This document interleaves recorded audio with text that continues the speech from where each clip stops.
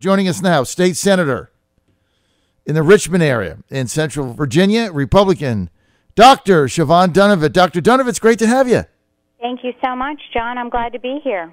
Dr. Dunnavant, I don't think people should be taking that 5-hour energy stuff, right? In that monster. No, I don't either. I think that you've got to get enough sleep every night. You need to get 7 to 9 hours of sleep a night. Coffee, I admit I'm an addict, and so, I mean, you're getting caffeine in that. But I think that you can space that out, and I think the 5-hour energy is pretty hard on your body. All right, so we're on the same page on that. Getting the 7 hours sleep, though, a night in my business is pretty tough. It puts the weight on, though, I can tell you that. Siobhan Dunnavant, I want to get to your bill. You have, let's call it a compromise, a pathway forward on Medicaid expansion that I think is fascinating what you've put together, and I was hoping you could share that with our audience. Sure, I'll be happy to. And John, you know, one of the major reasons I ran is that I thought we needed to find ways to go back to the problems and seek solutions. And so this isn't it wasn't my intention that this be offered as any kind of compromise, because I've been working on this for 2 years. I think this is best practice for the state and how we manage our problems.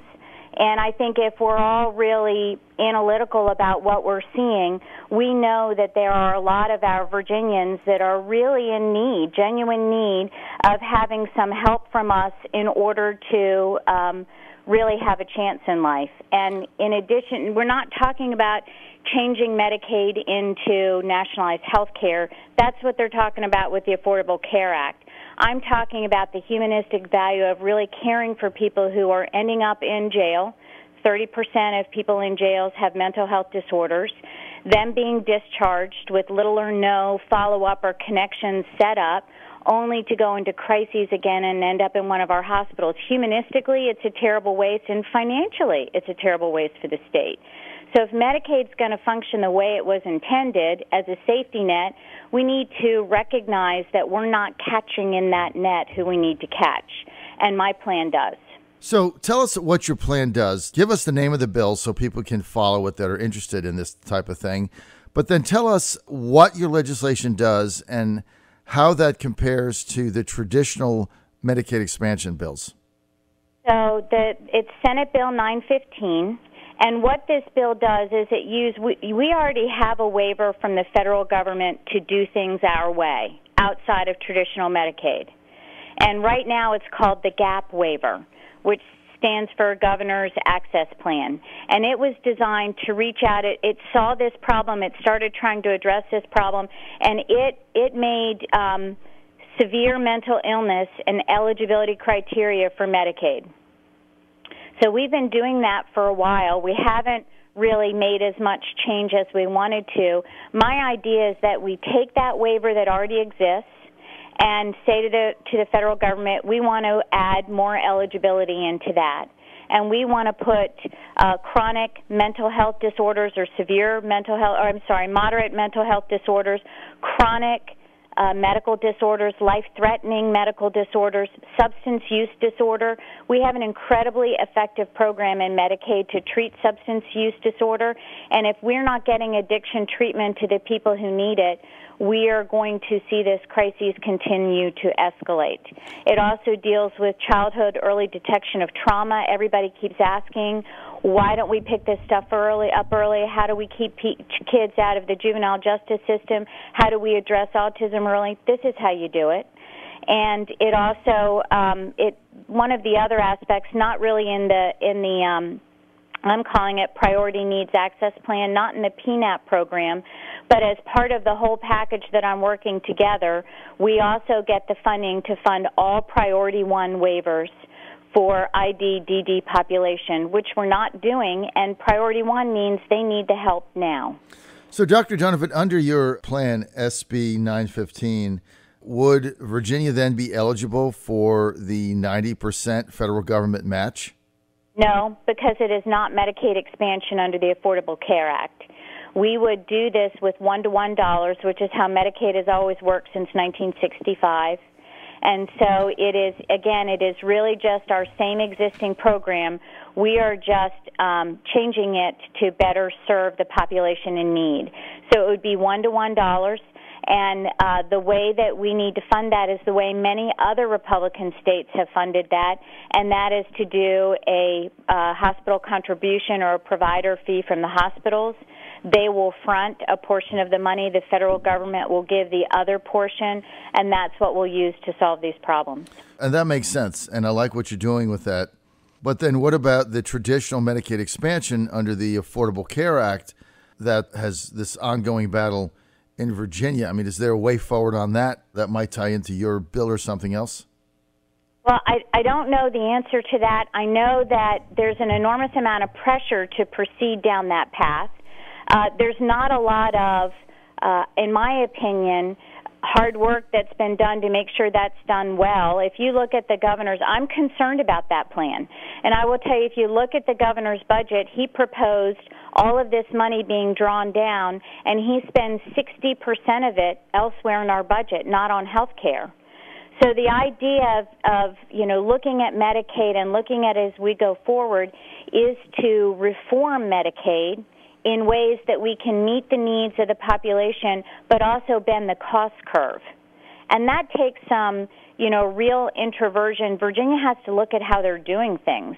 And I'm looking at many different aspects of that with some budget amendments to change how we're doing things in some places, but also to change how we budget. So I'm concerned about that traditional program, and it's become a really loud rallying cry. On the one hand, you'll hear people say, this is an absolute ethical certainty. We must do this. It's an imperative.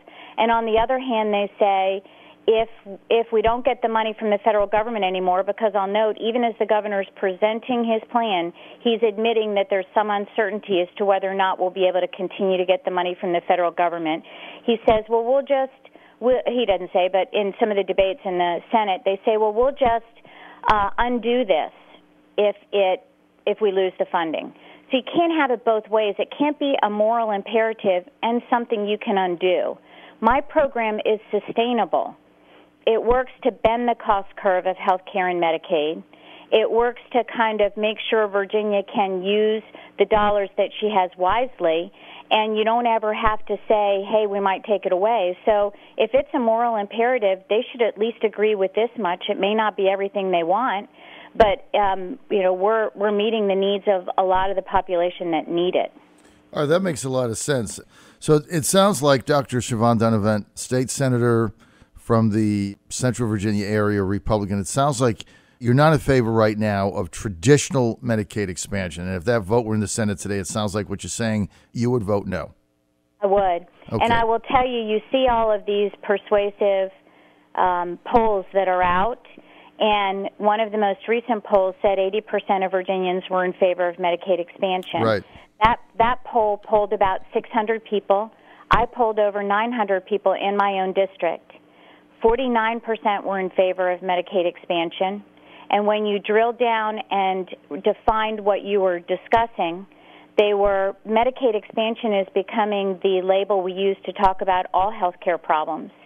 And people are worried about health care, but they're worried about how much it costs them. They're worried about their neighbors who are truly in need. But when we drill down on this survey, really my constituents were worried about us meeting the needs of those who were in crises and had disability and chronic illness, but not so much the healthy population. Not that I'm not empathetic to that. If I had a magic wand, I'd cover everybody, but we have to be sustainable. We have to be fiscally wise. And I think my program offers that. All right, we've only got a couple more minutes with Dr. Dunnavant here. I know you have to take off. You've got things going on today. Let's get to one of your other very popular bills in my mind, SB725, to tell everybody what that is. That is a medicinal marijuana oil type bill where Dr. Dunnavant wants your doctor, to be able to make the decision whether or not to prescribe various cannabis-based products based on the medical need. Do I have that right?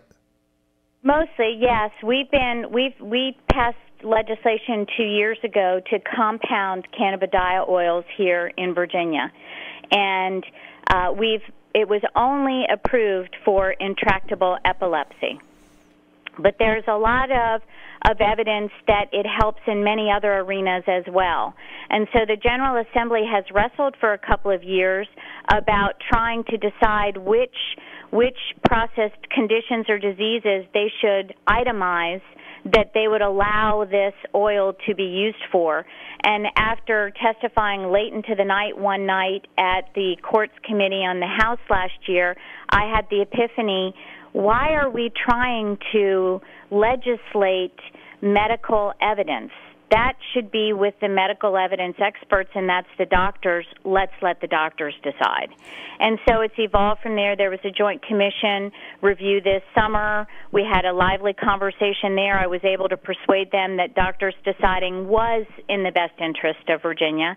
And it's now through the House, and today it'll pass the Senate. I expect it's on third reading. So it's going to pass the Senate. And basically, just to boil it down for people, what your bill does in layman's terms is if I go to my doctor and my doctor decides for me that one of the various cannabis, marijuana-based products can help me get better or help treat a symptom, and my doctor decides that, then whether it's epilepsy or autism or some other problem that I have, not narrowly defined, then under your bill, if it passes and the governor signs it, then my doctor would be able to prescribe it to me and I could go get the prescription filled legally in Virginia. Does that basically sum it up?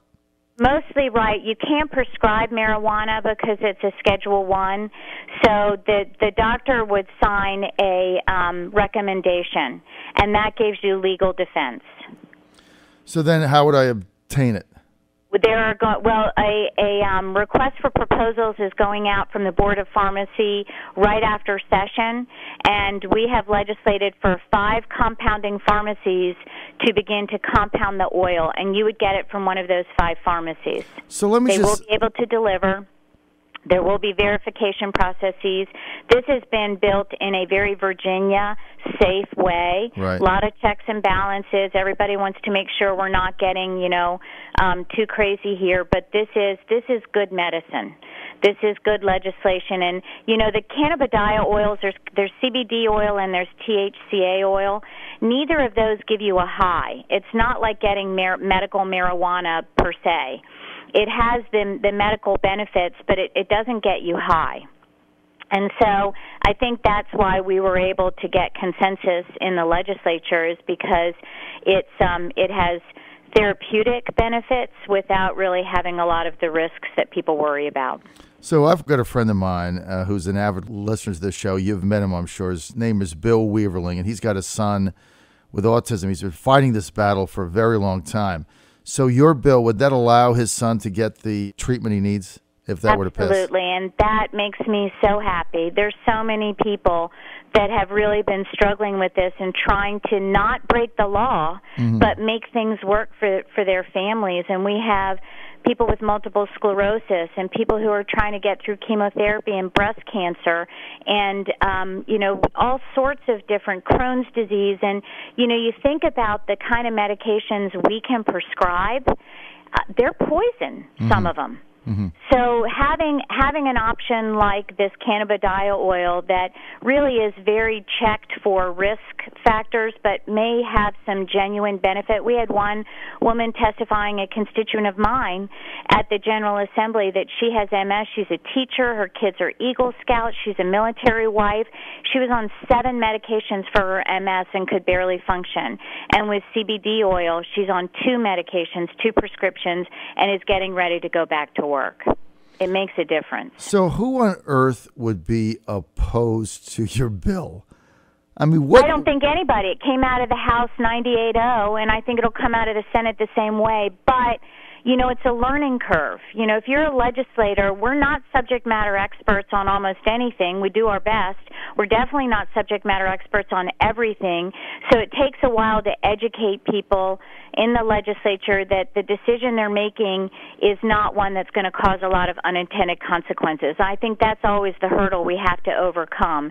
Can we be persuasive enough that, and that's a good process, right? When somebody is questioning everything you do, you build your system really, really well. we're out of time. I know we went a little over the commitment I made. I know you've got to see patients today, Dr. Dunnavant. I really appreciate your explaining that to our audience and sharing your time with us today. And I commend the work that you're doing. And, you know, a lot of us were excited when you got elected to the state senate, and we thought, you know, wow, getting a doctor there with Siobhan Dunnavant's expertise could really make a difference. And I think anybody that just listened to this segment has seen that and the value that you're able to bring to all of us. And I really, really appreciate what you do and the time. Thank you. Thank you so much, John. Have a wonderful day.